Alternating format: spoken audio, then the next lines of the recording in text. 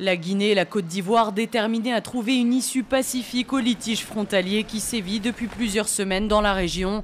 C'est ce qu'a annoncé jeudi à Yamoussoukro le ministre guinéen des Affaires étrangères, Lounséni Fall. Selon lui, les deux pays s'engagent à œuvrer sans relâche en faveur de la consolidation des relations de bon voisinage. Objectif, instaurer un climat propice au développement harmonieux et solidaire. Une tension persiste dans la zone frontalière ouest de la Côte d'Ivoire depuis le 25 janvier, après que des soldats guinéens ont occupé le village ivoirien de Péaba, soutenant qu'il se trouve en territoire guinéen.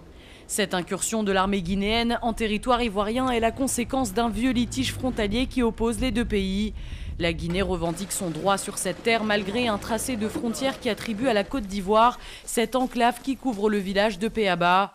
À l'issue d'une rencontre qui s'est tenue en marge du 42e sommet ordinaire des chefs d'État et de gouvernement de la CEDEAO, les deux parties ont convenu de retirer leurs soldats du village de Péaba.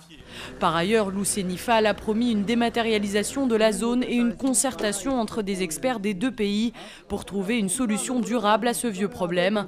La zone de l'Ouest ivoirien frontalière avec la Guinée est au cœur de l'histoire post-coloniale des deux pays. Riche en ressources naturelles telles que le cuivre et le fer, elle est source d'une dispute entre la Guinée et la Côte d'Ivoire depuis plus d'un demi-siècle.